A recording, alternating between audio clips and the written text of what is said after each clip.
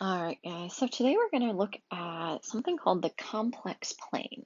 So basically what this is we're going to be looking at complex numbers, which remember complex numbers are in this form right here, where you have a real part of the number and you have an imaginary part of the number. And remember that I, that's just your imaginary unit I, which is the square root of -1. So a complex number in this case is going to be defined as x plus yi, where x is the real part of the number and y is the imaginary part of the number.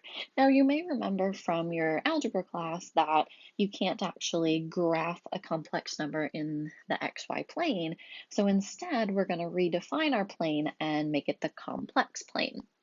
So the way that we're going to define this complex plane is to let the x-axis be our real axis and to let the y-axis be our imaginary axis. So then a complex number we would essentially just plot as the point x and y in this new complex plane. Okay, so it's actually really straightforward. Let's go ahead and just look at a couple quick examples. So if we have the complex number 2 plus 3i, okay, all this is we're saying we have a complex number where 2 is the real part of the number and 3 is the imaginary part of the number. So 2 will be our x coordinate essentially, and 3 will be our y coordinate. And we're just going to plot that point. So we just have the point 2, 3, and that's our complex number plotted in the complex plane. Okay, it's as simple as that.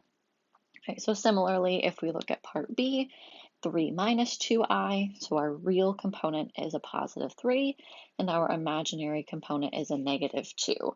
So we're just going to plot that as the point 3, negative 2, and that would be our number. Okay, so that's pretty straightforward. So the next thing we can look at with a complex number is something called the magnitude. And the magnitude of a complex number is essentially just the distance from the number up to the point plotted in the plane, okay? Now you can see here that I've gone ahead and sort of sketched this out, but what we're looking at essentially, if you're looking for the distance between the origin and the point plotted in the complex plane, this distance right here, then you can just think of this as a right triangle. So the real part of the number would be your x, the imaginary part of the number would be your y, and you form a little right triangle. And the magnitude is simply the hypotenuse of that triangle, okay?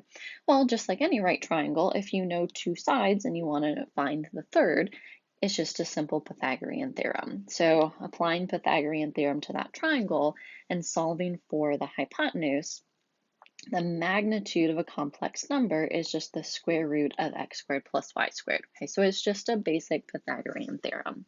Okay, so let's go ahead and look at an example or two on this one. So let's say we have the complex number 3 plus 4i. Okay, so let me go ahead and just sketch this real quick here just to get a visual. And this is just a rough sketch. Okay, so think about your little right triangle.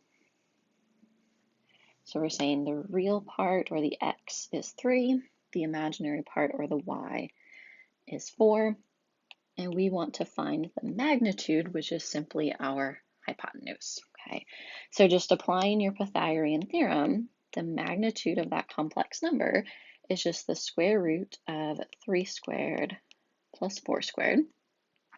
Okay, it is just the square root of 25, or 5. Okay, so we're just saying that the hypotenuse of this triangle, the distance from the origin out to our point, is 5. Okay, so that's all there is to finding magnitude. Let's go ahead and take a look at a second example. All right, so again, just rough sketch just to kind of get a visual of what we're looking at here. So we have the number 8 minus 5i. So I just kind of say I'm counting by twos on my scale here. We would have roughly something that looks like that. So the real component, or the x, is 8. The imaginary component, or the y, is negative 5. So if we're trying to find the magnitude, we're simply looking for the hypotenuse. So again, Pythagorean theorem.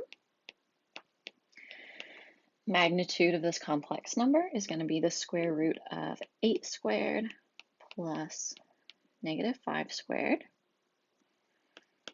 right, which would be the square root of 89, and that cannot be reduced at all, so that will be our final answer. Okay, so again, magnitude of a complex number is simply Pythagorean theorem. Okay. All right, guys, I'm going to end this video here, and in the next video, we're going to start looking at the polar form of a complex number.